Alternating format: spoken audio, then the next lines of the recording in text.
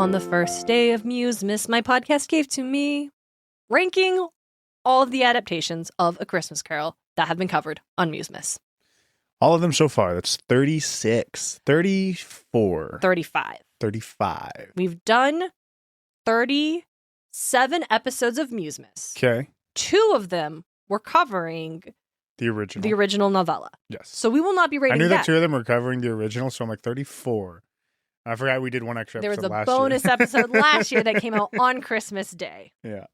So for this year, since we have covered so many, I thought it would be fun to revisit the ghosts of Musemas past and kind of rate what the episode, all the adaptations specifically we've covered, obvi. Yes. And that serving as an opportunity to discuss what makes a strong adaptation in our, I feel, expert-ish opinion.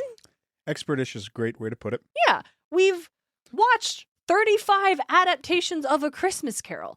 I would argue that's a lot, at least 30 more than what your average person has ever seen. Because I feel like a lot of these we've never seen before we watched them for this. So that puts us in the realm of being more well-versed in the topic than your average Christmas special enthusiast.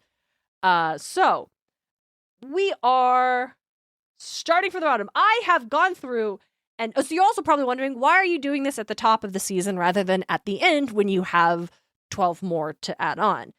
Well, dear listener, Recency bias. Recency bias. I don't want recency bias. Yeah. So now the way we did this, so listen, I did go through and listen to all of Musemas past. I did it on 2 times speed. I went through and listened to the first season.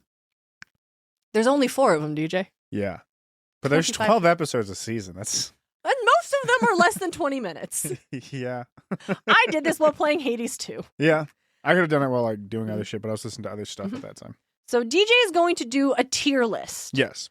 Classic S tier through list. F. I actually rated them, and the way I did this was I opened a spreadsheet, I started an episode, I typed the name into the episode, and then I just drug it up or down on the list depending on how good I thought it was. How you were just vibing it out. Yeah, but I also had a second column wherein I put notes to explain my ranking. Because here's the thing, I do anticipate that some folks are going to hard disagree with where certain adaptations of A Christmas Carol have ended up on this list. Yeah. And I'm going to show my goddamn work. So, starting at the bottom, going to the top, because that's how you do a numbered list. Yep. Number 35 of the adaptations we have discussed here on Musemas, Star Trek The Next Generation, Devil's Due. Because it's just not an adaptation. It was not A Christmas Carol. I was lied to. Yeah, not. It started off with the simulation of it because Data wanted to know Data was in the holodeck reliving the Marley scene as Scrooge because he was studying the idea of fear. Yeah. And that was it. That's it. And then it gets mentioned later when this alien who is using fear as a tool to manipulate these people. Yeah. She's a con artist. And while it's not a Christmas Carol adaptation, it's still made for a good Musemas episode. Because then we did talk about whether or not the level fear had a role in Scrooge's change. Mm-hmm. So 35, The Devil's Due. Yeah, F. This is not an adaptation. It's not an adaptation. And that did help me a lot. Because as long as it's an adaptation of A Christmas Carol, it's not the bottom of the list. Yeah, right. And that helps. Number 34, we have A Christmas Carol from 1997. And this was the animated one where Tim Curry and Whoopi Goldberg provided voices. And it was so boring. Yeah, that's the one that it was 50 minutes, but it felt like 2 hours. Nothing happened. There was crazy panning shots. There was that dog. Dibbit. Yeah. Do you remember Dibbit? Yeah. You compared it to Titanic, The Legend Goes On. And then we discovered the same writer had worked on both. That's so funny. Because it animated was pretty similarly, and I've only seen this through YouTube videos, right? Of course, I've not seen Titanic: The Legend Goes On. Who the fuck has seen that outside of the JonTron video from 6 or 7 years ago? Yep, that's what you said in the episode. Yeah, so bad, boring. F tier, even though it is a Christmas Carol adaptation. F tier means it's bad. The reason if there was another option here to be not an adaptation, I'd have it, but it's just S through F. Interesting. Do you think that because we have one in F tier that is not an adaptation. Well, I could I'll take it out of the tier list. Congratulations. No, there, that's boom, not what I'm saying. It has to be included. I'm just arguing, does it automatically mean everything is slightly better than it? Because yeah, so it'll be at the back of F. All right. For me, number 33, Mr. Magoo's Christmas Carol. Mr. Magoo was fine. I didn't It was feel cute. I didn't feel anything for it. Yes. Because we didn't grow up on Mr. Magoo? Yep. It was the first full-length animated Christmas special. Yeah. Which is a historical component. However, it also had that Wazzleberry Dwessing song that made me want to pull my eardrums out. Yeah, and don't also, blame you for that. in the episode, I stated that I got so bored, I started tidying up my room. And that's pretty rough for me to be so disinterested that I just started cleaning my room instead. The framing device of him being like an actor is fun, but didn't come into play like ever. Yeah, it wasn't like telling the Christmas story. It was just the start and the end. Yeah, not strong enough. Yeah. So D tier. It was fine. Fine, but boring. I'd never watch it again. Yeah. Another thing I don't think I ever want to watch again is number 32, Scrooged. This is the 80s comedy starring Bill Murray. Bill Murray, what a classic. God, classic guy. Yes, classic. Bill Murray is the classic. The Scrooged. I'm sure there are so many people out there like, I love Scrooged. I grew up on Scrooged, like our mom or dad. I don't know what to tell you, I man. bet they fucking love that movie. I don't know what to tell you. I'm not saying you shouldn't love it, but I'm going to argue that it's not a good 80s comedy. It's not a good Christmas Carol story, and it's not a good Bill Murray flick. Yeah. It's got way too much of the X, and that's crazy. It's too much Claire. It's trying to do the, what is it, like a rom-com, but in it, it's not good. It's just fundamentally bad. He doesn't understand what makes a Christmas Carol work. Yeah, it wasn't fun. Mm-mm. Speaking of things that weren't fun, number D tier, 31. by the way, D tier. Top of D tier right now because I like it a little more than Mr. Magoo. Yeah, but me still too. D tier. Clearly. Next we have 31, Sonic's Christmas Carol. That comic we read was rough. Yeah. This would have scored lower, but in that same episode, we also covered that video. The video was fun. Which was fun. So I liked the one, Silver is the Ghost of Christmas Future. Inspired. Great. Also finding out that this is just the characters dressing up in costumes to try to fuck with Eggman. They're trying to pull a Christmas Carol on him. So very fun. Gets to be 31. Not very good, but I liked that. C tier. Yeah, reasonable. Next up, number 30 for me, The Real Ghostbusters, Xmas Marks the Spot. They ghost bust the Christmas ghosts. And that is the most interesting thing about this. That's it. D tier. D tier. This is one of the episodes I listened to, and I'm like, man, this was not good. No. We wanted way more for it. It's like, the Scrooge writing a book was pretty funny. Yes. And the line, "We killed Christmas" is pretty great. But it feels like they wrote the story around that line. Yes. Yeah. Or the idea of the idea of them busting the Christmas ghost and "We killed Christmas." That's all. That's as far as they got. It's like a good piece of fan art.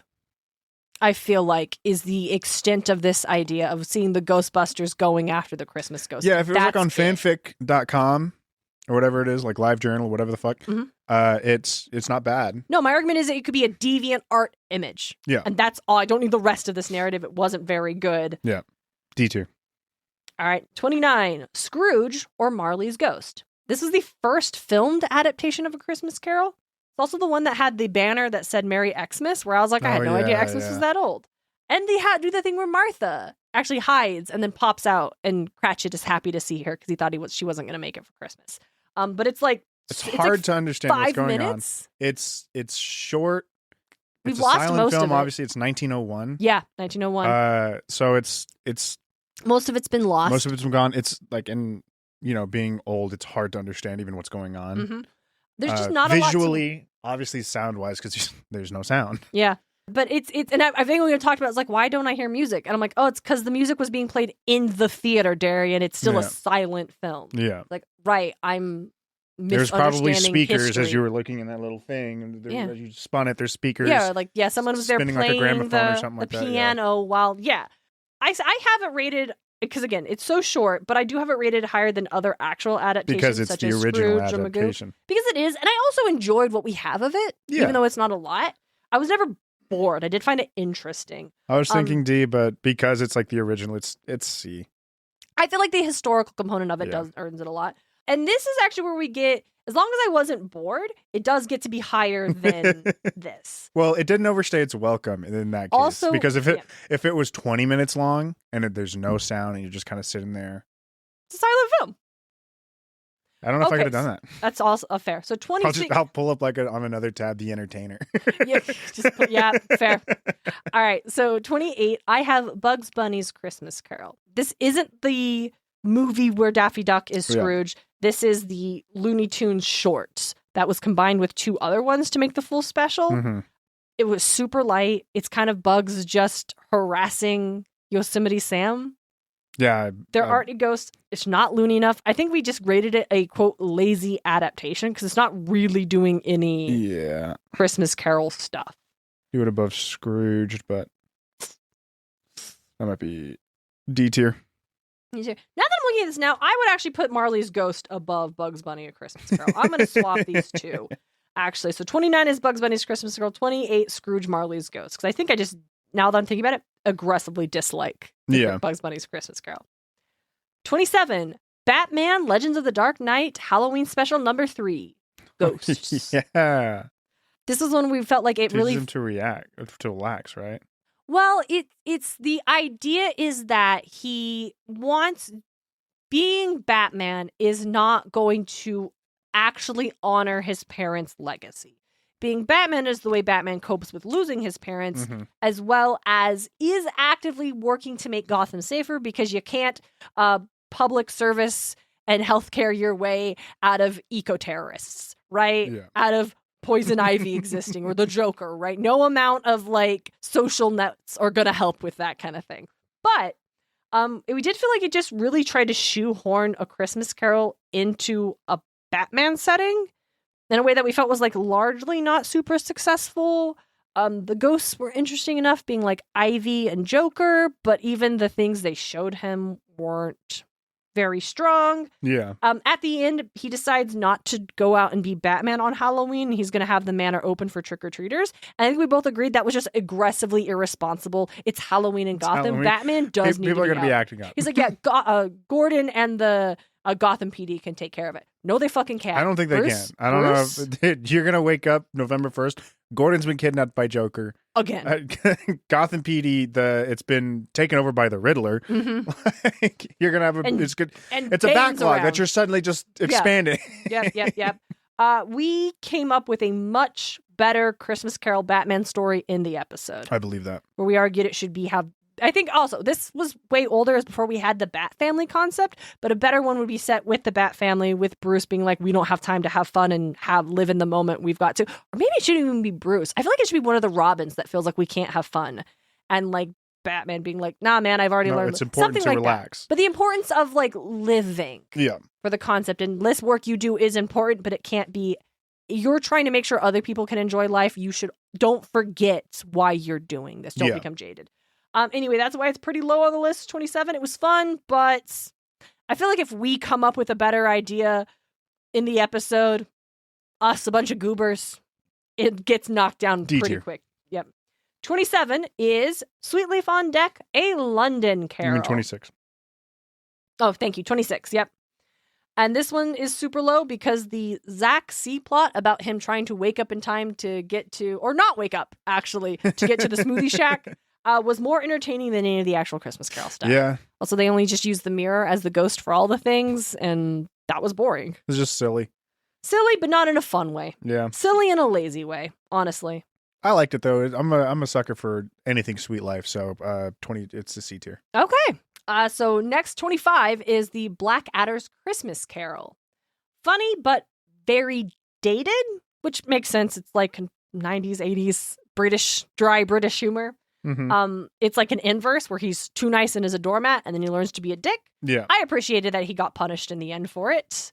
It's kind of middling on the list because it's lower end. Because I'm like, this was fun, but as a Christmas Carol adaptation, it's not boring, and it does Christmas Carol-y things with inverting the concept. But I would not call it a very strong adaptation. Yeah. It's C2, top of C, but yeah, it was a fun twist, but largely forgettable. Yeah, fun twist, but largely forgettable. I bet you didn't even know we'd covered it until I mentioned it just now. A lot of these, I'm being like, whoa, that's right. I mean, yeah, that was me going through all these episodes. Like, all right, we did. Oh, Whoa, yeah. we did the Batman thing. That's right. Yeah. So for 24, I've got Xena, Warrior Princess, The Solstice Carol. Yeah. It's the only, again, even though it's been a year, I haven't watched Xena. Maybe I will one day. We'll see what happens. So to date, the only Xena episode I've ever seen. Lots of fun. A weak Christmas Carol story because the king that they're trying to Christmas Carol really has no reason to change at the end other than he is reunited with the wife that left him because he was a dick. Yeah. I think we both agreed that he probably will just go back to being a dick tomorrow. But finding out the wife isn't dead was very funny. When Xena she's not dead. You didn't die. You walked out on me. We spirits speak in metaphor. And then being also the fact that it combines Christmas Carol, but also Santa Claus and also Jesus right at the end. It's absolutely insane. Super fun. But very fun. It's not a great Christmas Carol. Because again, I feel like if you're going to do a Christmas Carol and your Scrooge character you don't walk away feeling like the change was warranted. It was a lot of fun set dressing and a lot of fun antics, but not a great Christmas Carol story. Middle C, I think. 23 is Mercury Theatre, Charles Dickens's A Christmas Carol, presented by the makers of Campbell's Soup. This is the radio show. This is the radio show that Orson Welles does.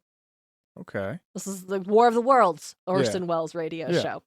Obviously not this one. This was A Christmas Carol, but this Mercury Theatre is where we get that. It was pretty good, but Fred is not in it.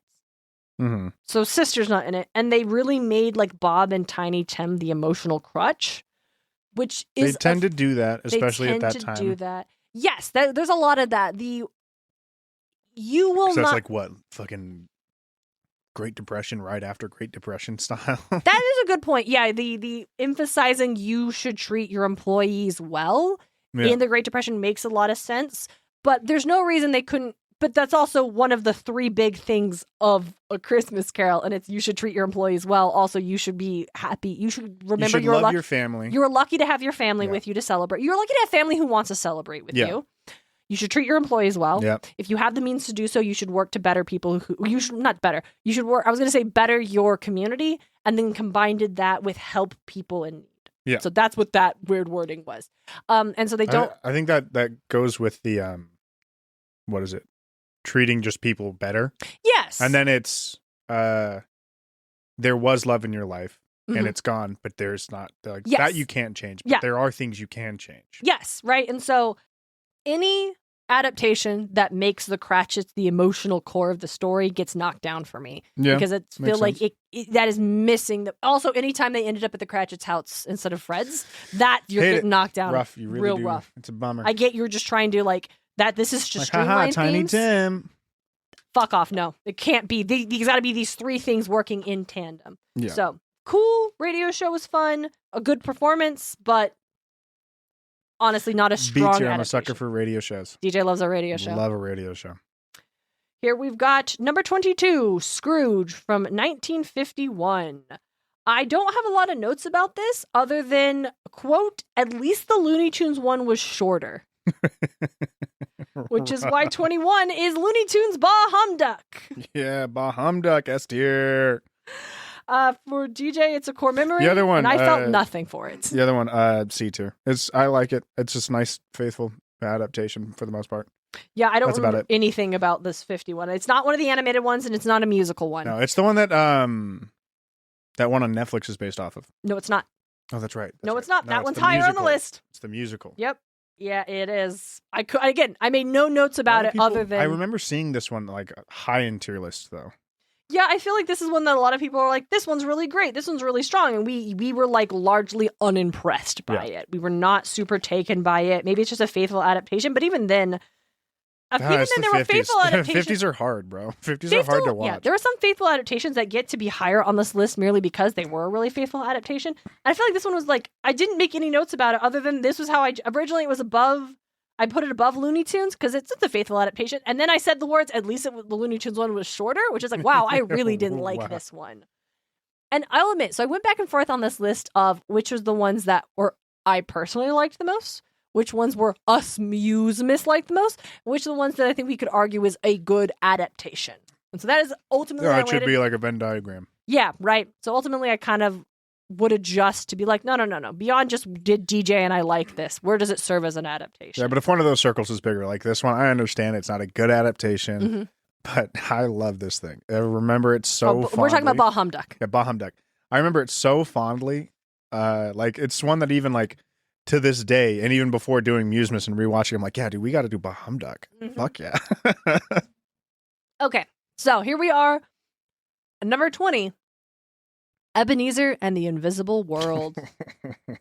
That hand-drawn Metrovania video game. DJ, this is a bad game. It's not a good game. This is also our longest Musemas episode, is of this one, because we were working so hard to, like, break down what didn't work, what could have gone better. Like, we had to like really separate this video game from the Christmas Carol story. Yeah. Because I said that my experience was I screamed in frustration so loudly that Cash Dog came running through the house to come check on me. He jumped up on my lap and licked my face because surely something terrible had happened for you to make this kind of noise. And DJ, you said that you almost wore your monitor as a wristwatch. Dude, it's such a rough game, honestly. Like, bad feel. Like, visually good. I love Stunning. it visually. Like, the Scrooge ghost you have to fight is such a cool fucking Scrooge. design. So cool. Love that. All the His character hitbox was designs. disjointed, and I was getting hit like miles away from him, and I couldn't dash because that dash fucking sucked. Yeah, the dash back was not good. There is a crazy. reason nobody fucks with the dash in any of these. It looked cool, but it was, I don't think neither of us finished it. No, we both, you played a lot longer than I did. I tapped out when I got to a part that was super hard, and then I saw there was just going to be more difficult things for me to do, and I'm like, I'm not having fun, and then I just went back to playing Hades. Yeah. But the story was super interesting. Yeah. Like, the idea of Scrooge still seeing the spirit world is super cool.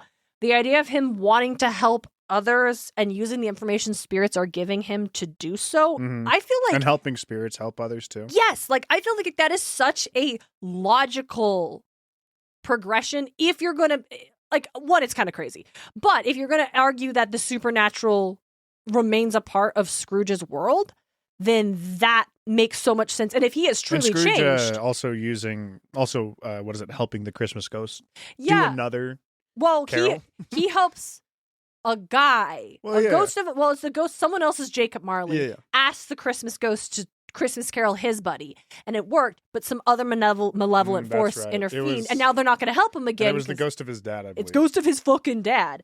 So by and large, it was really cool, and the idea that you have to recreate, like, memories of the past, the present, the future, like, give him this. But there were some parts of the story that were, like, weirdly gaps. Like, the thing he's trying to create, we aren't ever told what it is. I think my biggest feeling is that this story would have been better. I thought the thing he was trying to create was some, like, time shit to, like, fully fuck with time. No. Oh, okay. No, right? That would be cool, but no, we are never told what it is he's making.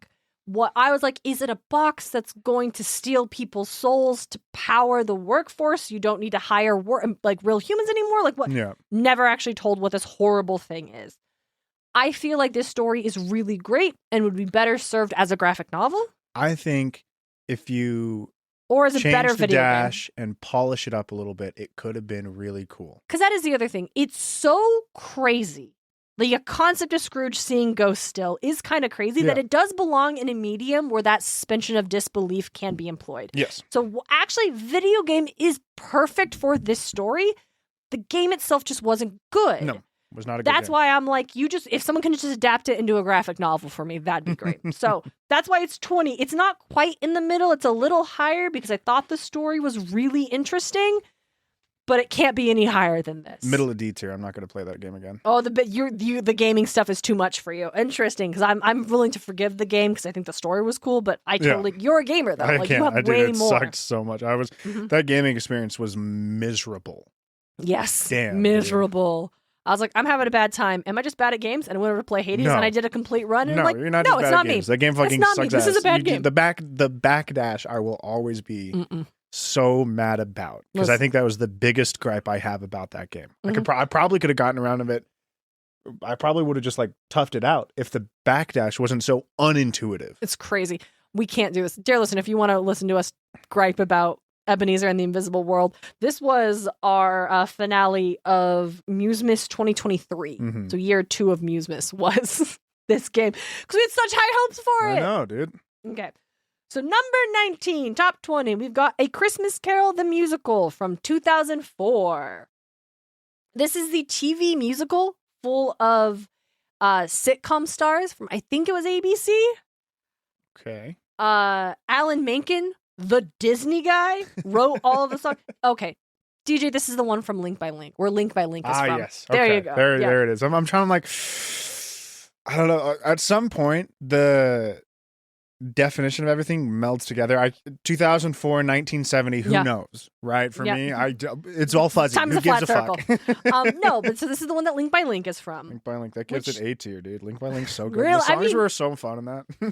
I mean, Link by Link was so fun in that, and every other song killer. So honestly, Link by Link is what gets it above Ebenezer and the Invisible World, because it changes Scrooge's backstory to make him more sympathetic. This is one where his dad goes to debtor's prison. Yeah, he tells Scrooge, you got to make money and save your money. That's right. And obviously Yet to Be doesn't speak in her sequence, but she does speak earlier in the movie, because all the ghosts, we actually see earlier sequences where they talk to him before their spirit sequences. Yeah. And that's weird. But I hate any adaptation that's going to make him more sympathetic. Like, if Scrooge cannot be a reason. Scrooge cannot be a reason to be this way. I don't give him fucking pathos, all right? He's just made bad decisions, and now everybody is a data point to him, right? People are just objects. Don't give him like, oh, but his dad. Fuck off. Scrooge doesn't get trauma as a justification for being shitty. I'll knock it down to beats here. You're right. Listen, Link by Link is good. Again, Link it's by top Link is 20. Killer. Link by Link gets this such adaptation. A good fucking song. It's top 20 because Link. It's so good. I was telling Dalton about it, and then I was trying to find a sequence of just Link by Link. Yeah. I couldn't. I did find. You get a lot of the start for any of, like, if you look at Link by Link, you get a lot of start and a lot of end, so it's not going to be like a 3 to 4 minute. That's true. Video. There was one that seemed like weirdly long. You're right. I got it. There is one that someone made a rough animatic in the style of Don Bluth, as if you're doing an animated movie of A Christmas Carol. That's crazy. Where, the Link by Link is great, so that better look awesome. It was pretty fun. It was Scrooge was a crane, and then Marley was a ghost corgi. And honestly, it was great. I will put that in the show notes if y'all want to check it out. That's delightful. And someone's like, I love this. And I'm like, you do. It's short. It's not the full thing, but it was pretty fun. All right, we got number 18, The Stingiest Man in Town. This was a Rankin Bass 2D animation. Yes, the Rankin Bass. It also was one that made Belle miserable for the rest of her life after they broke up. Ridiculous. Didn't like that. Not great. It brings up the nativity. Like, we have a whole thing with, like, then let's not forget the true meaning of Christmas. You're like, all right. Rankin Bass. Yep. Understandable. There is a character called Humbug. He is our narrator. Yeah, that he is. I loved him. You hated him. Yeah, I'm not a big fan of critters. Of talking critters. I'm not a big fan of the Jiminy Crickets. Yeah, really? No. Yeah. Interesting. I didn't know this about you.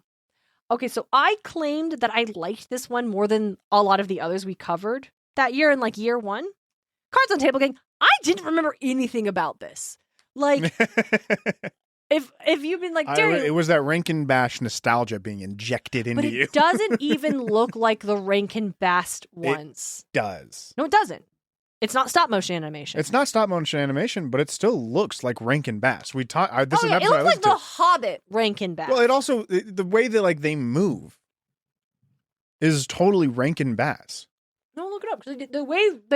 The way. Sorry. The small movements that they do those, like, twitchy head movements and, like, arms and shit. They do that. We talked about it in the episode, Darren. This is an episode I listened to. Okay. Well, I guess maybe I was doing something. I think I was fighting skill. No, I would always pause it when I did Skillet and the Sirens. I had to focus in, had to lock in. Okay. But no, I think I just liked it by and large, but I honestly don't remember anything about this one. And it was I really didn't remember about the humbug. I know we probably talked about it in the episode. I think it might have been the episode that I paused and was doing other stuff as well. I think I would rate this lower, except it is an animated remake of a 50s special that's been lost to time. Ah. So, again, historical significance boosting this up. And at that time, I did claim to like it a lot. It got bumped down lower and lower on the list from its original standing. But I do think it's better than Christmas Carol, the musical from 2004. Bottom of C. Okay. Number 17, we have A Christmas Carol Goes Wrong. This is the one where a theater troupe hijacks a live screening of A Christmas Carol on the BBC. Yeah, that one was fun. And I had such a good time. Yeah, that was very fun. I loved the theater troupe and all of their shenanigans and goofy nonsense. I also really loved the fact that the characters within the theater, like the lead actor, also has his own Christmas Carol moments of being like, I've been a dick and I really care about you guys. And I'm like, I'm glad that was folded in there. Yeah. Like, it wasn't just we're making a goofy Christmas Carol production. It's also we have the lessons within, and that's A tier. fun. Big fan. Yeah, Love that one. that was a fun one. It's a little lower on my list because I liked 16 other ones more than it. That's fair. Number 16 was Scrooge and Marley. The gay one? The gay one. The gay one. Yep. Which I aggressively was like, no, I'm going to tell you all the reasons why I liked it, and not just because it's the gay one. I argue that I think it really thoughtfully reimagines the Christmas Carol story into queer culture, but the songs were meh, and you could really feel this low budget. Like, I would be... The push not coming from Francine? Fred's character. Yes. It's a woman. I don't remember her name. Yeah. But the push from her wife. The push for Scrooge to join them not coming from Fred's character. Francine. Let's say Francine. And it coming from the wife is not it. No, I agree. Yeah, that really, really bothered you. And when you pointed it out, I agree. It's because super it's not weird. It's not what it's supposed to represent. Yeah. Especially, no, it's like trying to find a reason why this woman would still want to have anything to do with Scrooge, because justifiably, especially for like this lesbian woman, why would you still want to have something to do with this shitty man? Yeah, for queer culture, it's not like your family's being shitty to you. Like, you shouldn't keep them around if they're being shitty to you, right? Right. It should, like, just because they're family shouldn't be an excuse. Yes. And Fred's excuse isn't, well, he's family. Fred's thing is, my mother loved him. Yeah. And so I am doing this to honor her memory. It doesn't have anything. Honestly, like, it'd be nice to get to know this guy, and I'm a nice person, and so I'm always going to leave the door open. Yeah. But I'm really doing this for my mom.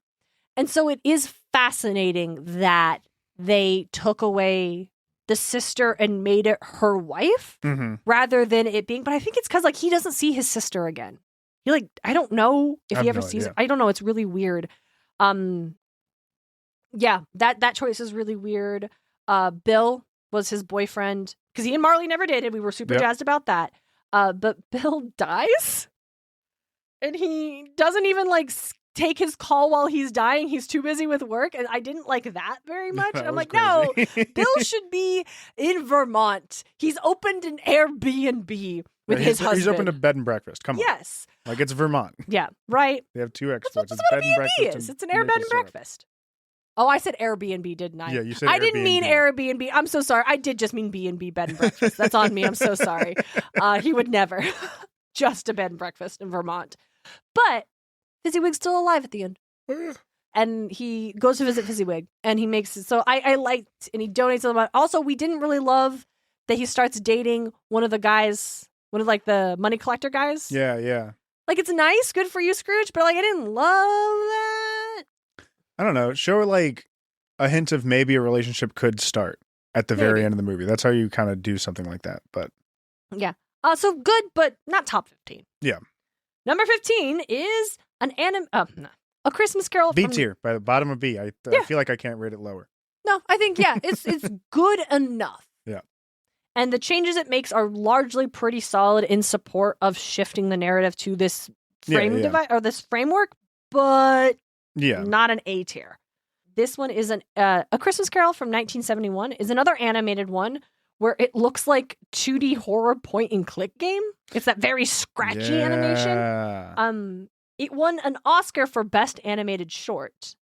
And it actually does the time travel thing. It's one of the few we've covered that does the time travel thing where it specifies that the ghosts are coming on different days and that it's the 26th that yet to come is there. And they literally bring him back in time. It's good. Mm-hmm. The animation is in a reference to the early illustrations for A Christmas Carol. It's why it looks why it does. So that's really cool. It doesn't do the sister, which is always a bummer. Gotta have the sister because that's what makes Fred so important. It's so weird when they do Fred but not the sister. Yeah, like what the fuck are we doing? You can cut Fred. Who's Fred to Scrooge at this point? Yeah, like if it's not involving the sister, if it's not my why does sister, Fred care here? Yeah, like my best Christmases were thanks to my sister coming and getting me for school, and I loved her so much. And oh my god, I'm treating her son so poorly. Yeah, and the son's trying to do exactly the same. Yeah, the thing you were so grateful for when you were young. Yeah. Damn. It has some weird dialogue choices, but it does ignorance and wants, as well as the ships and the poorhouses, which are also things that usually get cut. Yeah. But he goes to and he goes to Fred at the end, not Cratchit's. So yes. It was a very good adaptation. Very good adaptation. B2, but middle B. Lower because we cut the sister, and what the fuck? Why are you going to Fred's if we cut the sister? Who is Fred to you? It's like someone recognizes he can't go to Cratchit's, but like, why? I wonder if it was cut for time. Maybe. It was like, yeah, like we could largely remove this bit, just a little bit. If it's an animated one, we got to stay for time. I don't know. Yeah. It's from the 70s, though, so were we worried about ads in the 70s? Were we worried about time in the 70s? Time blocks? The 70s. Okay. Speaking of the 70s. Is it all the time in the world? Yeah. Now we have Scrooge 1970. This is the one that is the remake. It's a musical one where it's not a great musical. Yeah. So I Like Life, and Thank You Very Much. And it does take 16 minutes before we reach the first song. You didn't like I Like Life. I don't like that rendition of I Like Life. It's crazy. Because I don't think it's music. I think it's lyrically very boring, and the score is super weak. And the way they perform it are goofy. The movie had a weak-ass score. That's what I'm saying. The songs are very good. I Like Life was the best song of it. Songs are cute, but bad. Yeah. Is what I said. This is also the one with Alec Guinness. I will say, I don't like we'll get to it, but I don't like the rendition of I Like Life from the I know you don't, DJ. You talk about it 5 times in the episode. Yeah, it's just not good. I don't know what to tell you, DJ. I think I disagree. I think it's great. Alec Guinness is Marley. Yeah, that's He bobs up and down. Also, they send Scrooge to hell. That's right. Yeah, got chains all wrapped up around. And Marley shows up and he's like, you're gonna be to the devil what Bob Cratchit was to you in life. So good. But by and large, this didn't need to be a musical. They just kind of shoehorn songs in, but the songs don't serve to communicate any strong narrative or emotional progression. Yeah. So, okay. All right. Remember what I said earlier about I was trying to do whether or not this is Darien's list or Musemans' list? Sometimes we went back and forth. DJ's going to rank this a lot lower. Okay. Number 13, DuckTales 2017 Last Christmas. I don't remember it. This is the one where we find out every Christmas Scrooge McDuck hangs out with the Christmas ghosts. Oh, that's right. They just get together. I argue it's an interesting remix of the Christmas Carol because it employs the meta-narrative of Scrooge being in Mickey's Christmas Carol. It does time travel stuff. It's got family feels. It features 2 characters going to the past and recognizing that they're missing out on spending Christmas with their families in the future because of kind of their own hangups. Middle C. Yeah, that's what I said. This is number 13 for me. Is it because I largely love DuckTales? Yes. Is it because it's Della Duck is in this one? Yes. Do I also think it's employing the meta-narrative really well? Yes. But there's a reason Mickey's Christmas Carol is still higher, even though as an adaptation, it's not the best one, but it's Mickey's Christmas Carol, so you can't get mad at me. Speaking of Mrs. Christmas Carol, it's number 12.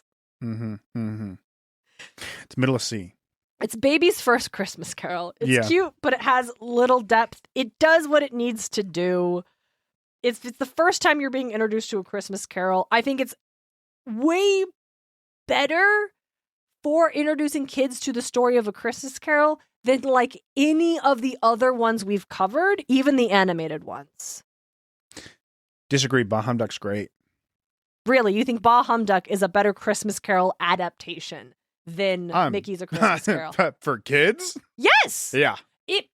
I'm not talking about a piece of children's entertainment that exists in its own space. I'm talking about a piece of children's entertainment to introduce the modern day child, which I would say I'm closer to than you. Interesting statement you've just made. You're a quarter of a century old, Davis. Listen, I'm going to. Here's what we'll do. We'll show our, nibblings, both of them, and ask them which one they like more. I'm not saying which one is more entertaining for kids. I'm saying if you're going to introduce a kid to a story of A Christmas Carol, this one is more successful at communicating they would all love the Mickey Mouse one. They fucking love Mickey Mouse. They don't care. None of them care about. Nobody gives a fuck about when we went to Six Flags, I asked all of the parents, hey, do your kids like any Looney Tunes characters in particular? And they were all like, no, we haven't introduced them to the Looney Tunes. Nobody, it's ridiculous. It's what? Because it's slapstick comedy and not fucking learning shit? Who cares? No, it's because Warner Brothers has not put out any Looney Tunes stuff recently. Warner's also fucking just not good. Netflix is buying Warner Brothers. Y'all, we're all fucked. The entertainment industry is screwed. What's gonna happen it's not going to be good is what I'm going to tell you. Yeah. Anyway, I argue that I think even though it's a really light adaptation and it does put the Cratchits as like the emotional core, we don't do the sister. The ghosts are all just kind of the Disney characters doing their bits. I felt like I couldn't put it any lower on the list. Yeah, that's some nostalgia gripping you. Is it? Because I don't even like it that much. I think it is. No. What am I supposed to put it lower than DuckTales Last Christmas? I don't know. I feel like I'm also trying to grade them on what they were trying to There is achieve. arguably like a wall that's like, I don't know about it. I don't think it's worse than any of these other ones, but I wouldn't say it's that great. Here's the other. That's why it's C tier. Listen, here's the other problem we have, DJ. It's middle C. Is that most of these aren't great. Here's the reality of A Christmas Carol adaptation. Most of them aren't great. At most, they're pretty good. From B and up. I have 7 B and up. Everything else is C or down. 7 out of the almost over 30 that we've covered so far. Not quite 20. 30. 20 that we've covered so far. Yeah. Like most of them aren't great. They're pretty good. Yeah. And so I would argue that A Christmas Carol, Mickey's Christmas Carol, is, and especially because I'm also trying to grade them on what they set out to achieve. That's fair. And I feel like that's why Mickey's Christmas Carol gets to be stronger. Is it the most faithful adaptation? No. But I feel like it really successfully does what it sets out to do in a way that some of the others don't. That's fair. Also, it's the one where he makes Cratchit his partner. Yeah. And that's important to me. Middle of C. That's not from the novel, but it's important to me. All right. But here's what is surprising everybody. Number 11, Marvel Zombies Christmas Carol. I rate as pretty damn high. I barely remember this one. So, I barely remember a lot of the comic ones. I don't like zombies. Yeah. Which this thing really had to fight hard for me to like it as much as I did, because I aggressively don't like zombie stories. Mm-hmm. I also thought it was going to be like Marvel zombies, like the Marvel characters as zombies, and it's not that. It's a Marvel published zombie adaptation of A Christmas Carol. Wait, yeah, that's right. This one was kind of grotesque. Yes. Christmas. I was once you said that, because I was trying to plug in like the Marvel characters. Once you said that, I'm like, oh, that's right. Gone. This was crazy grotesque. This is crazy. Belle is Christmas past, which we thought was really cool, actually being from someone's past, and she looks horrifying because she's infected. And it's Scrooge is the source of the infection, but he has denied it for so long. Like, it is fully leaning into the like subtle theme of A Christmas Carol, where Scrooge's behavior is negatively impacting the world around him. Yeah. That's why in Yet to Come, when he dies and everyone is so happy that he's dead, it is showing this miasma that he is spreading out. And so in the zombie story, it makes that real. He is truly the cause of, because the horse bit him, and he's just been like a carrier. And so he's never bitten anybody because it never took hold, but people have scratched him. Yeah. When he's gotten in fights. People have just come in contact spread with him. from that. And he knows that, but he's done nothing about it. And so we find out that literally him embracing his nephew and somehow spreading Christmas light and magic is what undoes the infection. And that was pretty cool. But we get Belle as Christmas past. This horrifying Bacchus type character is Christmas present.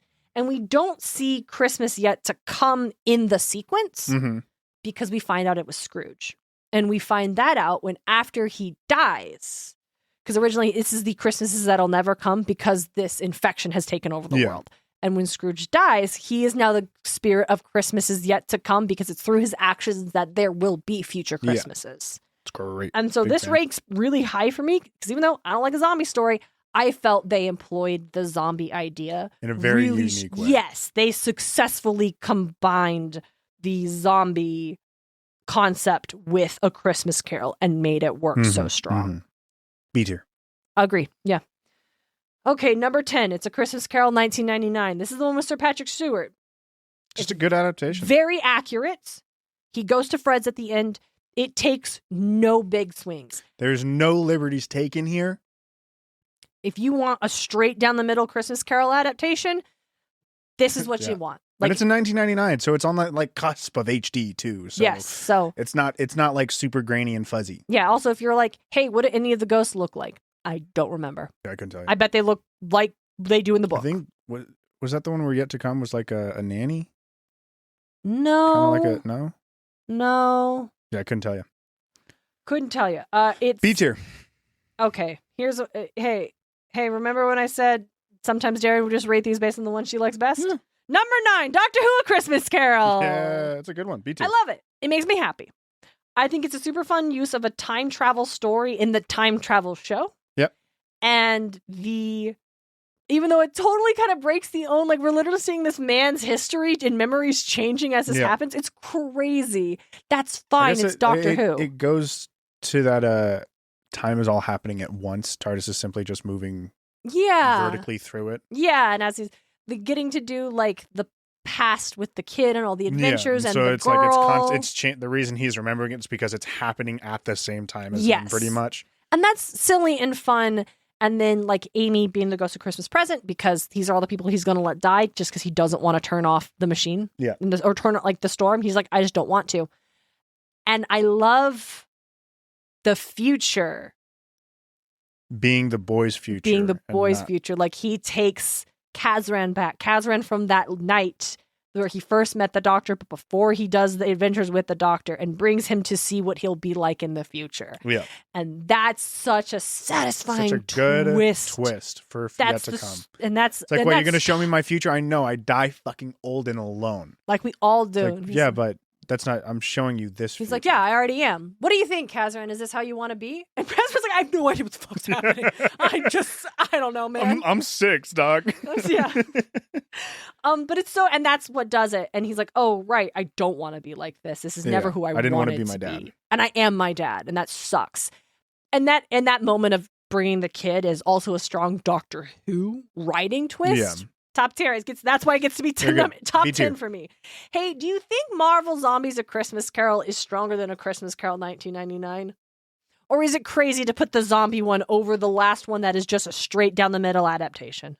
It's your vibes. Well, no, help me out. I'm looking for feedback. That's why I'm asking you. I think it's fine to put it above it. If you're now questioning your positioning and being like, I think I kind of liked Marvel Zombies. I liked Marvel Zombies more, but also it's like... fine if it's like... I do want my top 10 to be... Darren, you're the one who was arguing that an adaptation doesn't have to be 100% faithful to be a good adaptation. And I absolutely will argue it hardcore when we get to my number 1. I'll tell you that much. Here's the thing. I don't disagree with you. I'm just saying there's also many people who just like the standard adaptation. Yeah, I'm going to put Marvel Zombies above. It's just more interesting. Yeah. And there is one on this list that is just a straight down the middle adaptation. So let's move this bad boy up. Great. Number 10 is now Marvel Zombies: A Christmas Carol. Okay. Number 8, Barbie in A Christmas Carol. Barbie in A Christmas Carol. This is one that, no, we were like, this is so Barbie, middle of the road, not very interesting. And then we got to Yet to Come, where her negative, shitty behavior has corrupted this kind person and made her worse. That's crazy. Yes, and like showing, because it's like the kind of a theme of A Christmas Carol. Hurt people. It does demonstrate to Scrooge that's like, hey man, your actions have consequences. Yeah. You are spread. And I thought that it did a really good way of showing how your negative behavior does impact the world around you. And the ghosts are all very good and super interesting. It's her aunt that shows up and is like, I made you this way and I was wrong. Now, it has a very ugly cat that I hated. Hate an animal companion. Yes, there's like one exception. Hate a animal. shoehorned animal companion. I don't care for a shoehorn. There's like one animal companion that gets a pass because it works pretty well thematically. But we'll get to that. But Barbie and A Christmas Carol, I think really solid Christmas Carol, especially doing what it is in the setting of a Barbie framing device of we're going to go to charity ball for the hospital. And everyone's so pretty because it's Barbie. Middle B, yeah. All right, number 7. This is the one that I'm expecting to get a lot of protest for. People are going to be mad. People are going to be really mad. It's a Muppet Christmas Carol. A Muppet Christmas Carol's fun. Why would people be mad? It's the Muppets. Do they want would they say it'd be higher? Yes. I'm fully expecting to get feedback that 1, it should be top 5 at least. 2, it actually deserves to be number 1. And both are actually incorrect. And both are actually You're just incorrect. wrong. And let me sorry. tell you why. Yes, it's the Muppets. And yes, it's a great Muppet movie.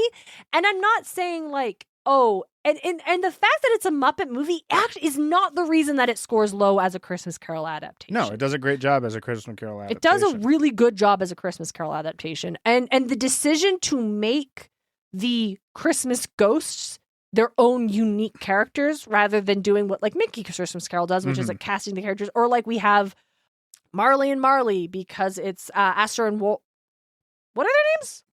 Scrooge and Marley? No. The Muppets. Oh, Waldorf and God, I couldn't. Is it Astor and Waldorf? Oh God, I have to. It sounds right.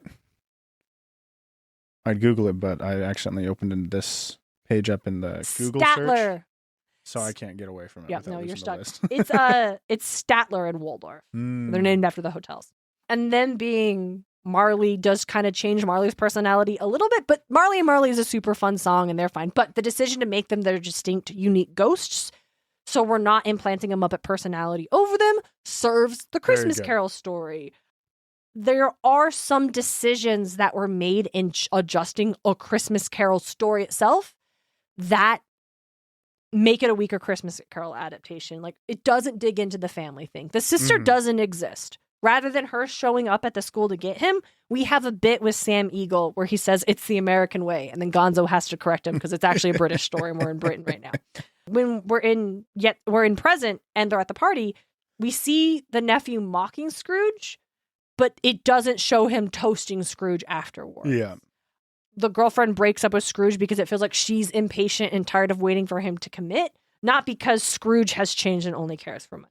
Like, I think it's a kick-ass Muppet movie. I think it's a very strong adaptation of A Christmas Carol, and the Muppety nature in no way is what distracts or lessens the Christmas Carol story. Yeah. Like Kermit is Bob Cratchit, and Miss Piggy as Mrs. Cratchit is so strong because Mrs. Piggy Mrs. Cratchit gets to fucking hate on Scrooge, and the fact that she wants to fight him at the end is great. He also goes to the Cratchits, which we hate.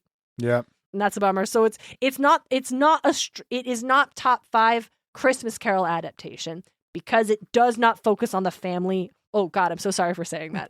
It does not recognize the importance of pulling on the familial aspect with the sister and the nephew, and prioritizes the Cratchits. So that's what's up. It's still great, but I am expecting to hear some protests. And I'm especially to hear some protests when I say this. Number 6, right above it, is A Christmas Carol from 2009. Yes, the animated Jim Carrey one. Jim Carrey, I like it. They do the time travel thing. They do the time travel. It is incredibly accurate to the script. Cut the chase scene. It has a really weird chase scene and yet to come. Yeah, just cut that, and then, hey, guess what? That's easy. I love that movie. That's great. A tier. It's very strong. It hits the emotional beats really well when he shows up to the party. I like the animation, too. A lot of people are rag on it. I like that animation. I love Polar Express. Big fan of it. I still don't like the art style or the character designs. I find them visually unpleasant. I don't blame you, but I love it. So it doesn't subtract for me. It does for me. That's why it's not top 5.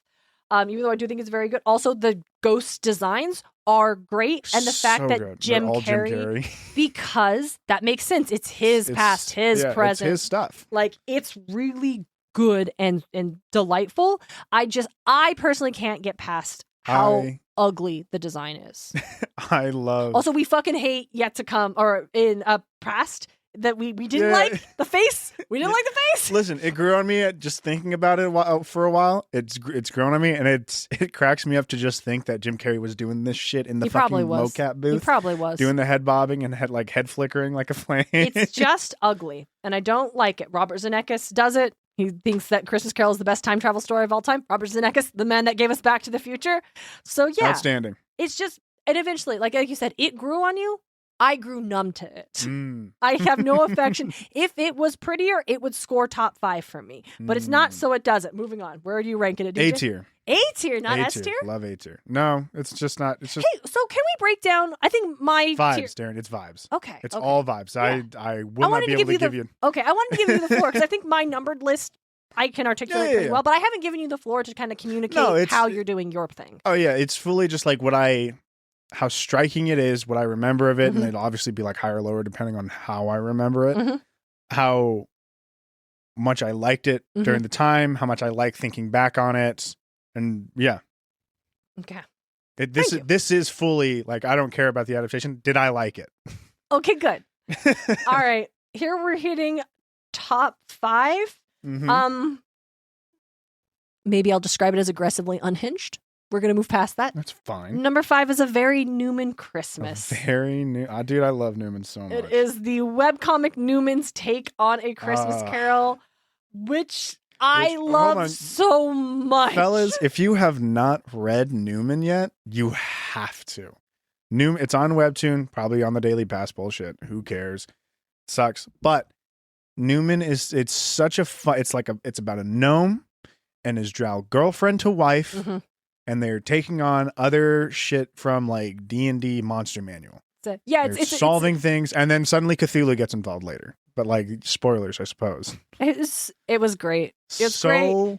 How can we make this? Dude. Hey, what's going to make this funnier? Yeah, that's it. That's the question that the writer and asked. like the drow culture is a matriarch of just like dominatrix shit. Yeah, and it's like Newman not into it at the start. Later is way more into it than Gwen. Listen, it's about growth, and it's about finding how you communicate with your partner and where that is. Huge fan. It's really lovely. Top of A, would almost be S tier. I love, and in this one they do A Christmas Carol specifically. It is about the Queen, who has kind of banned Christmas celebrations because her best friend was murdered and died in her arms on Christmas Day, her friend who loved Christmas.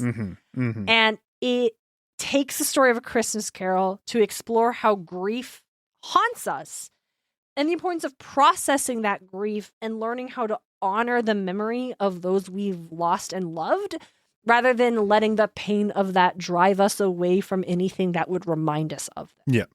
And it's what they also, this art style is great. I always love it. The art style is so much fun. It's funny. It's got a lot of jokes. I'm almost certain Josh Orich does like NSFW stuff. Of course he does. But I haven't been able to find it anywhere. You did say he does that, and I couldn't find his account in the episode. Yeah. It's not that that's a vibes feeling. Yeah, right? yeah. Because the way he draws shit, I'm almost certain he does like foot fetish artwork. And you know what? Good for him. Everyone's got their bliss. But he makes bags off of it. It's very fun. Not for me, but I can see it from his artwork. Okay. Yeah. And also it's comedy, and so when this character's Marley shows up and the ghost appears at the Christmas gathering, Newman attacks and stabs him into the wall. Yeah, hits him with a crowbar. Yeah. I think it's he spears him with like the iron poker. Oh, I thought it was he beats him with a crowbar. No, he spears him into the wall, because then she says, "That's my dad." And the next panel is Newman pulling it out of him. I'm so sorry, because he's a monster hunter. This is his job. Yeah, it's his job to deal with ghosts sometimes too. Like, and so one of the first arcs we see was them fighting ghosts. Yeah. And so top 5, because I think it's a beautiful use of A Christmas Carol story to deal with a different kind of theme that feels so natural to the idea of haunting and grief and stuff like that. It uses really well. And also the jokes work. Sometimes we've got jokes. Ghostbusters doesn't fucking work. Yeah. Newman attacks the ghost. It works. It's funny. So much fun. Number 4, Spirited. Spirited's so much fun. Spirited's so much fun. It's such a fun swing on A Christmas Carol. Love it. It was such a blast. Will Ferrell being Scrooge, that twist was really fun. Mm-hmm. Being Scrooge, who is now Christmas past. Mm-hmm. No, present. He is Christmas present. Right, right. Because Ryan Reynolds hooks up with past. And then she's like, I can't finish the haunt. Can you do my... It would be so awkward. Could you just do my part? Can you do the rest of it for me? Yeah, that's right. Marley being everybody's Marley doesn't work. That's why it's lower. But so fun. His design is fun. The songs are great. The songs are a blast. Where the story goes, the idea of change... And am I truly good? If I died, like, will it have stuck? I'm really scared of finding out. Mm-hmm. Like, I love all of it. It makes me cry. And the songs are great. The songs and dance, like, as a musical. It's a good time. Sometimes we have a problem where these didn't have to be a musical. No. And the musical part does not serve it whatsoever. This one's great. Spirited does great. Knocks it out of the park. A2. Number 3, A Christmas Carol, 1984. This is the George C. Scott one. It is the best portrayal of Scrooge of any of these, even the ones that I like more, the ones that are rated above it. This is still the best Scrooge. Yeah, he does a good job. He's so awful, but he delights in the way he is. Yeah. It also even has the girlfriend scene, as in we get to see her in the future. And crazy, dude.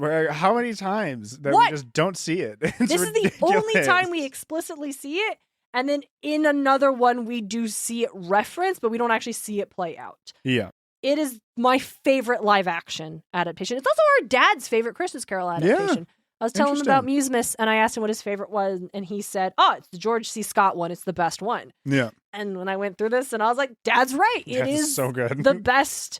It's like, yeah, if you want a straight, like I said, like earlier that Sir Patrick Stewart one, like that's a straight down the line one, but there's nothing special about it. This is also doing a strong adaptation, but the actor's performance is very, very special.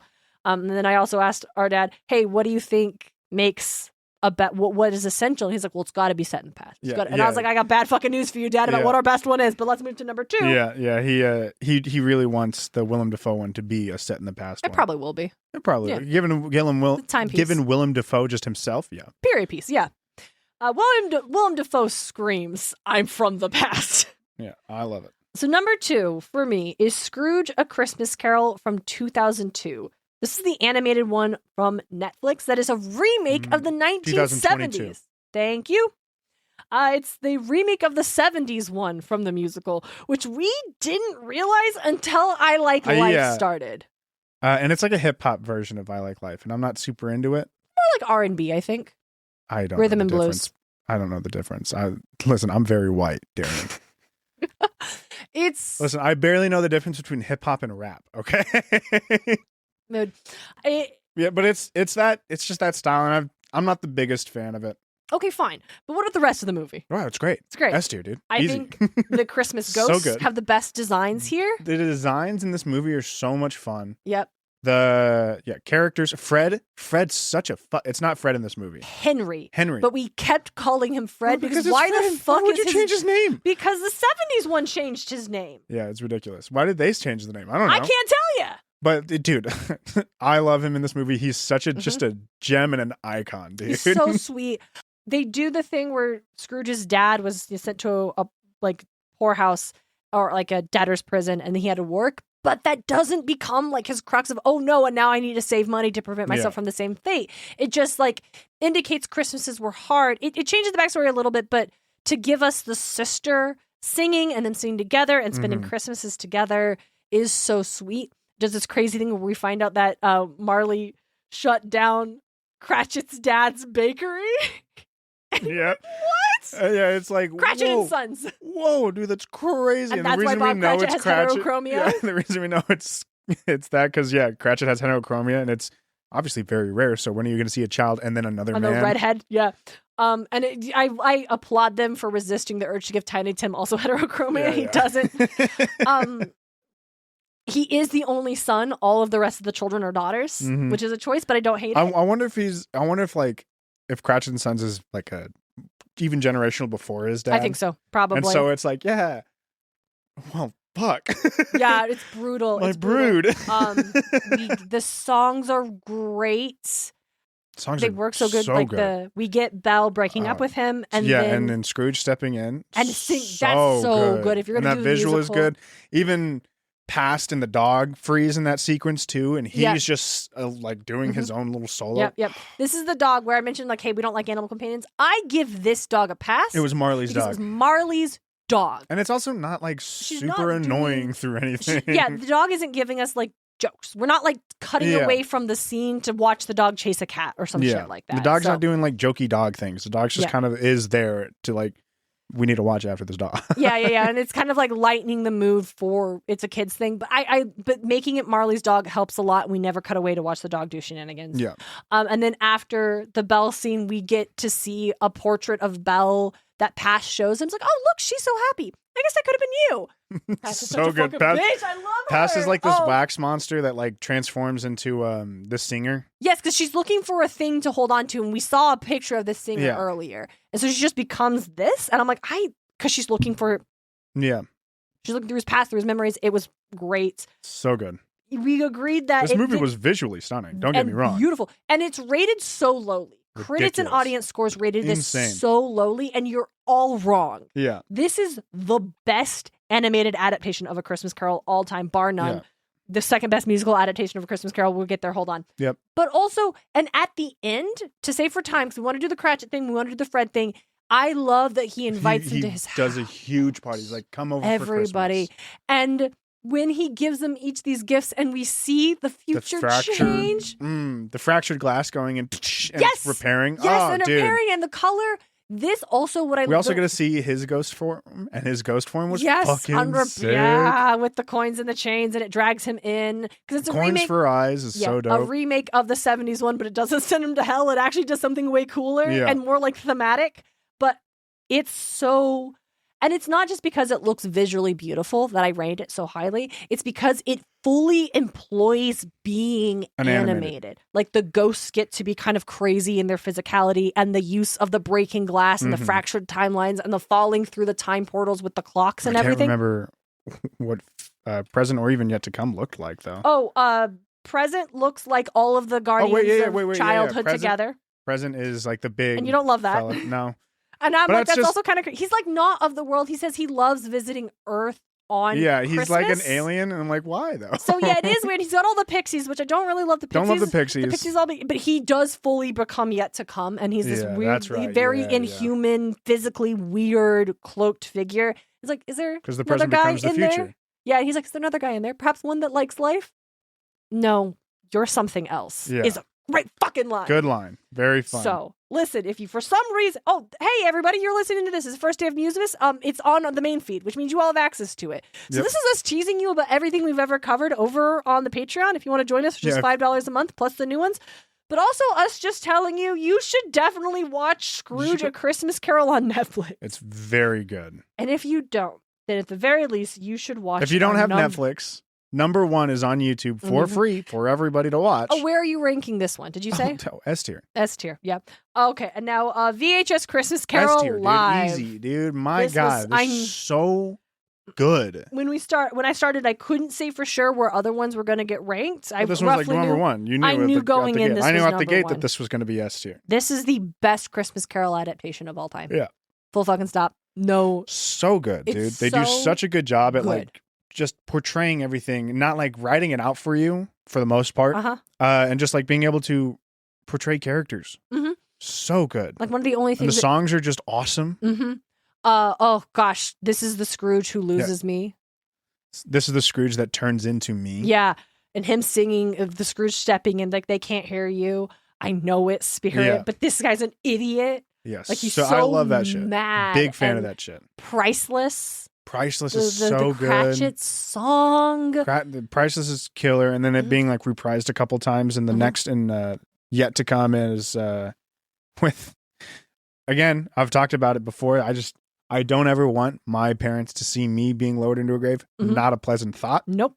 So whenever it's like we go through this every year, and I'm like, oh fuck. And the actor who is Bob Cratchit does it crushes so it, dude. good. Oh the pain of a parent losing their kid, and I also love the rest of the family being there. Because sometimes it does a weird thing where it's like, don't cry because we're still here. It's like, hey, Dad, don't cry. He's Tim still is still with us. Yeah. And it hurts. And it's like, if only Scrooge had raised your salary. Like Mrs. Cratchit getting to be like, fuck Scrooge, I hope he dies. Yeah. Yes. It's so good. Christmas Electricity is a bop. Christmas Electricity is such a Every blast. song. Him loving Fred is like, yeah, dude, he's fucking awesome, dude. He's got a party. Let's go hang out. Go. Yeah. And then going, hey. No. This place is, when he goes to the Cratchits, he's like, no, this place is also full of Christmas electricity. The same kind of electricity that you had over there is right here.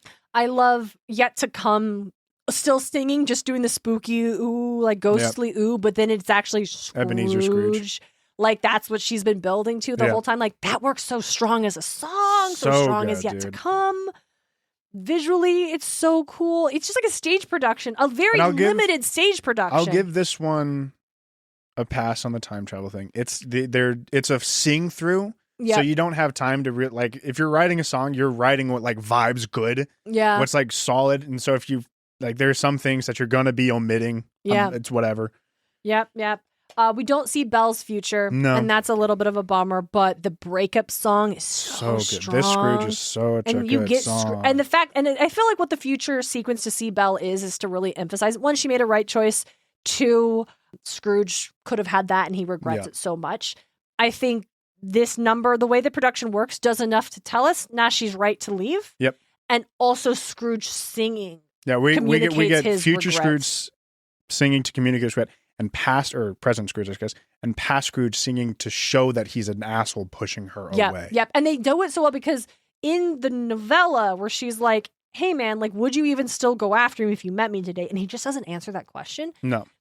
In this one, he also never gives her an answer. He redirects. Is that rhetorical? This is hypothetical. Yeah, like that's unreasonable. Like he never even responds to what her hurt is. Yeah. It's so good. And then the end when he wakes up and he's like, got a new suit and he's got the red dazzle. And he's so happy to see everybody. And he's like, everyone come out. He goes to Fred's house. They dance. He gets Cratchit the next day because he doesn't go and crash the Cratchits. He just sends them a turkey.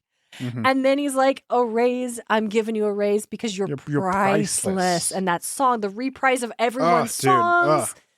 And he's like, him waking up to Christmas Electricity is really fun. Yep.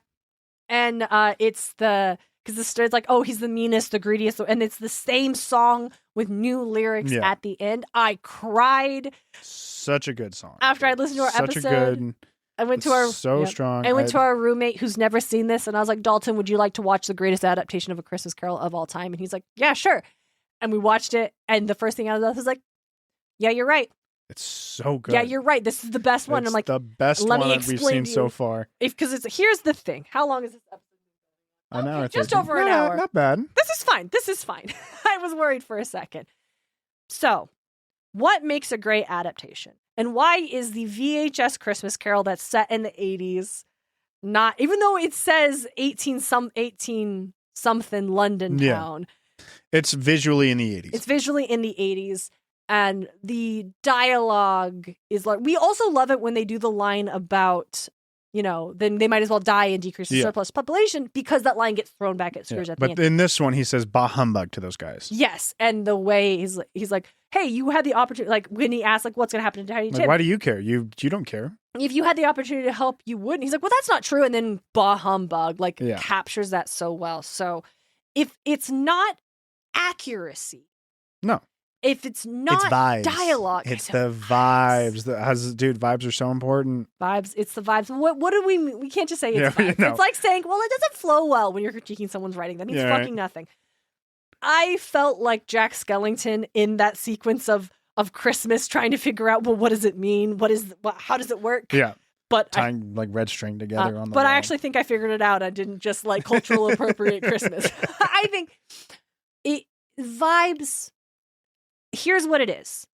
Everything that happens in the office on Christmas Eve has to come back around in his interactions with the ghosts. Right? That's step one. You got to have Fred reaching out, him kind of just mistreating Cratchit, being like, you should be working, but I'll fine. Mm-hmm. I'm not paying you. Mm-hmm. You got to come in earlier. Yeah. And then refusing to donate, right? Like those are the three things that happen. And all of that needs to come back around where we see the sister. It's so important. It's like, hey, you had a lot of lonely Christmases and your sister made them better. Yeah. How could you treat her son this way? Yeah. Exactly. Like you were so stoked to see the sister, and you had such a blast whenever you were with her. What's going on here, bro? Once upon a time, the greatest gift in the world was your sister bringing you home for Christmas. When did you lose that? Why do you treat her son so poorly? And the answer is it went nowhere. That's also why I don't like it when she dies in childbirth. I don't want him to have any reason to resent Fred. And it's not an understandable reason, but it's a reason that happens. Yes, that people are resentful of a kid of whose mother died when giving birth to them. And I think, and also that doesn't come from the novel. We just know she just died. She just died young. Yeah. And it could have been tuberculosis, dude. Like it could have just been the cold. Who cares? It's the late 1800s. Yeah, it's like I think, and she died before she could have more children. So I think she dies. Personally, if we were going to adapt it, I'd say if we were going to give it a name, she died when Fred was 5. Scrooge got too busy. He just never went over for Christmases, so he never connected Fred as being his sister's kid. Yeah. And then when she was gone, there was just this guy who was like asking him for money at Christmas time through presents and then bothering him. You don't mean anything to me because he never connected Fred to the sister. Yeah. And so now we have that. We have to have Fezziwig. Because Fezziwig shows that, hey, work doesn't gotta be like this. Yeah. Like the way you're treating Cratchit fucking sucks. Yeah, like dude. Your employer never treated you this way. No. It's not like you you gotta be a shitty boss because no, Fezziwig was the best. Yeah. And the line the spirit has where it's like, well, he's not spending a lot of money. Why does it matter? And Scrooge is like, it doesn't take a lot of money. He just wanted to make us happy. Yeah. And then remembering, I'm acting like that. Fred, just asking to be home with his family is some huge burden to me when Fezziwig threw a party for all of our families. And I won't even let Fred go home for Christmas. I certainly have more money than Fezziwig right now. Yeah, right? And that's when we go to, the Belle. And then we get Belle, which is where we see how he fundamentally changes and what the thing about him is, right? It's not fear of poverty. It's not a desire to climb the social ladder and have higher hierarchy. It's not even like greed. Yeah, it's not even like opulence either. It's not even like an opulent style of greed. He's not spending it.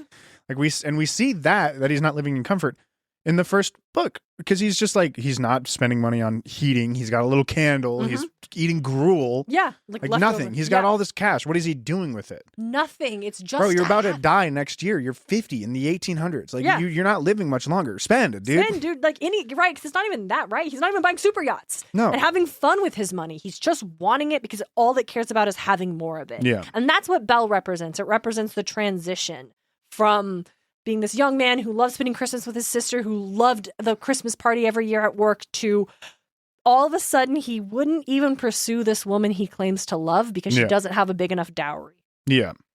And why did that happen? We don't know. We don't know. It's not explained. It's just he became selfish. He lost the love, right? He just started seeing people. Knowing why is not the point. Yes, because there is no satisfying reason why. No, of course not. So, and because there also, even if there's no reason not to do all this stuff. Yes, that he was even in the if he had those traumatic backstories, there's still no reason for him to act the way he does. Yeah. And that's when Belle leaves, and that's when he starts to lose all those pieces. And so that's what it has to be. Oh, and then we get it in the present, where we see Fred, and that's where it drives home. Man, you could be here. Fred's been inviting you every year for the last 6 years because honor his mother's memory.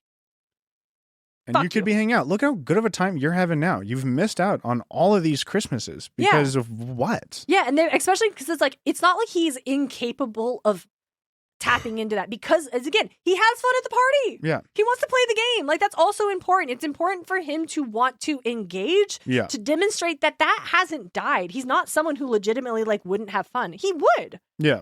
He just chooses not to. Yeah, it's ridiculous. And then when we get to the Cratchits and see this family and this representation of they don't have a lot, but they have so much love. Yeah. You have a lot and you have no love. Yeah, you saw you lost your love and you saw where she went with it and it could have been you. And here's what you could have had. Yeah. With money. Yeah. And also how hard the Cratchits have to work because you refuse to pay their father a living wage. Yeah. Right? Out of choice. Your business isn't even struggling, motherfucker. Yeah, you're a debt collector. It's not going to struggle. You have the law on your side here. Crazy. And then he sees Tiny Tim. And he sees Fred Cratchit as a human being, not just his clerk. Because also, I think we don't get a name for Fred until we get to his house. Like that's something we looked at last year. When he suddenly becomes Fred Cratchit, a human being with a wife and kids, who is so happy that his daughter is there for Christmas, right? And also that ties into him giving Fred a hard time about having the day off. Yeah. Because Bob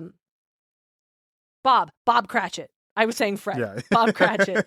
Because Fred just wants to be, damn it, Bob just wants to be there for Christmas. And so we get this moment of the daughter hiding and we see him being so sad that she's not going to be there. Yeah. And hey, Scrooge, you almost did it to the whole Cratchit family by not letting Bob be there for Christmas. It matters so much to him. And then we get Tiny Tim. We get this emotional embodiment of a child who is sick, who is going on hard times. Yeah, the sick and hungry, dude. Who has love, but love isn't going to save this kid's life. No. Right? You can, though, Scrooge. And then we get him expressing the desire to help. And that's when Present gets to say, you don't care. You don't care. You could have helped 1,000 Tiny Tims, and you haven't. Yeah. And this is the thing I talked about in the past where it's like, hey, 1,000 deaths is a statistic. One death is a tragedy. One death is a tragedy. 1,000 is a statistic. Eventually, when you become incapable of seeing the reality when those numbers become too big, but also when you've just emotionally disconnected yourself, you no longer see the impact. Like he said that in such like happenstance and callous because he just saw dollars and cents. Like, I don't care. No, fuck off. I'm not giving you any money. But he sees a real kid. Yeah. And he's like, a real kid that's connected to him in a manner that he can help. Yes. Like immediately, not even just like through donations. And hoping the money goes the right way. Yeah.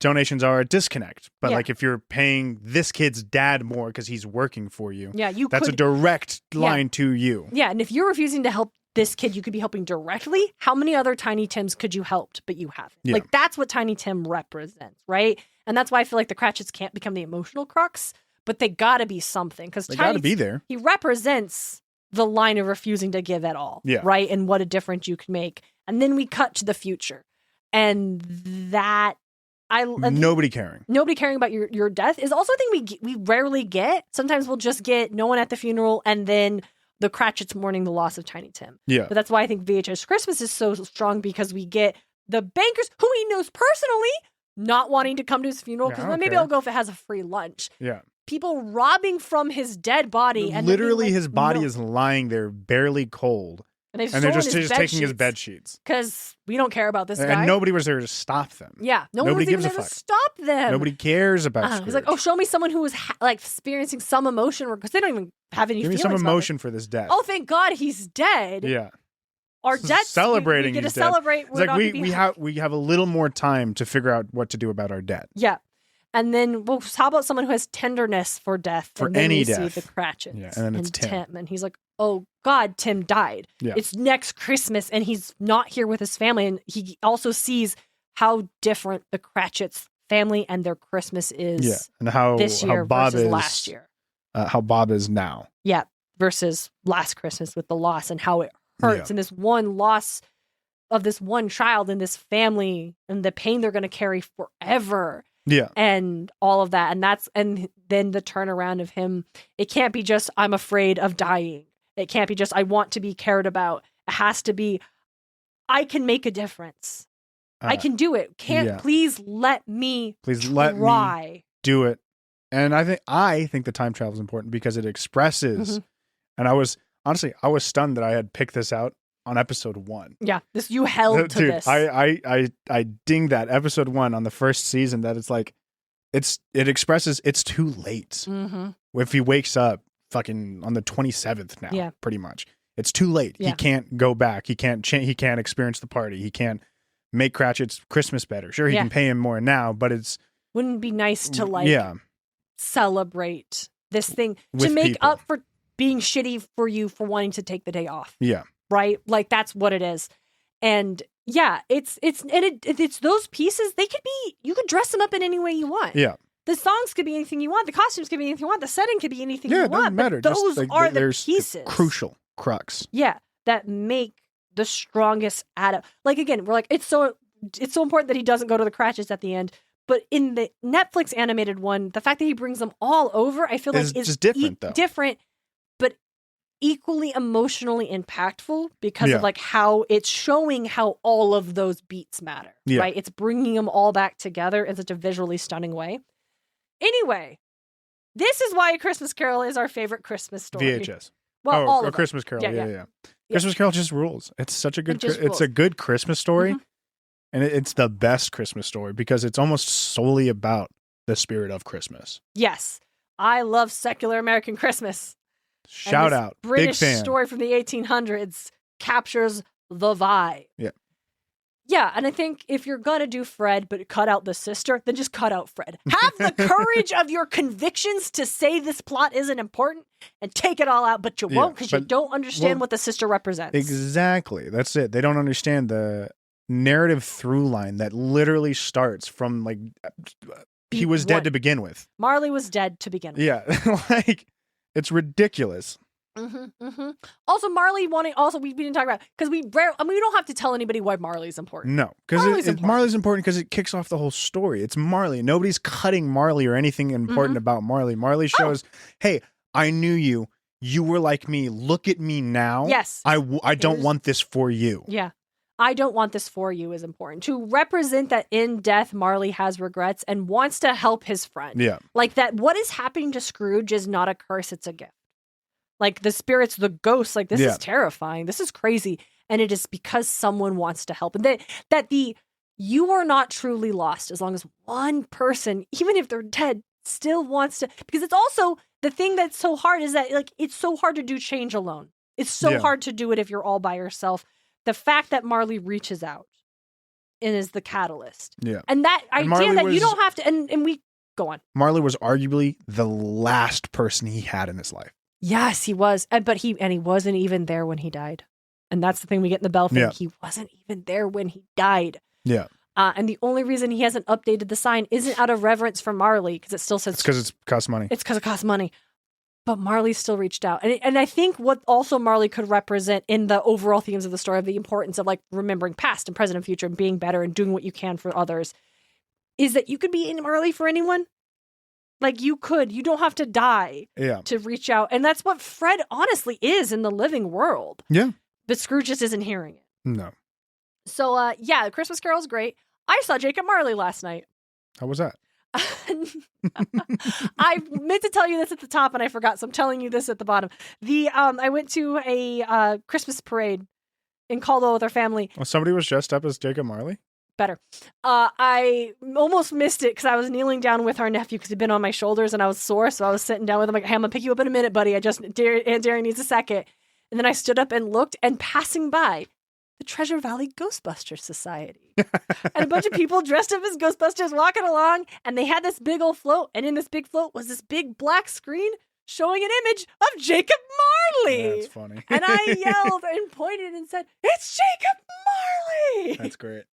Because I was so you don't expect to see Jacob Marley at a Christmas parade? Like, I wonder if it would cycle through and show different Christmas ghosts or if it was just Marley. I don't know. But that was really fun. A lot of fun. I didn't get a picture because I didn't have my phone on me because I had the kid.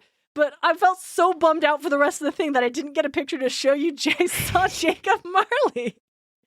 So, hey, everybody, it's Musemas 2025. That it is. Year 4. We've got 11 more episodes of Musemas. Tomorrow's episode is going to be coming out on the Patreon. However, it is free just for any subscriber, not even monetary. If you just support us for free, you're welcome to listen to it then. After that, the final 10 episodes are gifts for our patrons as a thank you for supporting us, supporting the show. But it's fun. If you liked this list and want to hear more about it, just $5 and you're welcome to binge all of our Musemas ones and then cancel before January. We will not fault you for that. Yep. 36 episodes. But these are the bonus episodes for the month of December, just as a celebration of this fun thing. We like to do this really cool story and also a thank you. Hey, this year's final episode I think is going to be really cool, though. Awesome. Should we tell them about it? No. Oh, okay. But I think it's going to be really cool, though. Like, I think... Yes. I don't know. I'm hoping it'll be VHS Christmas Carol. Cool. We'll tell you in the next episode if you join us on the Patreon. We'll give you a hint. It's going to be kick-ass. We'll see you tomorrow. Merry Christmas, everybody. And a happy holidays.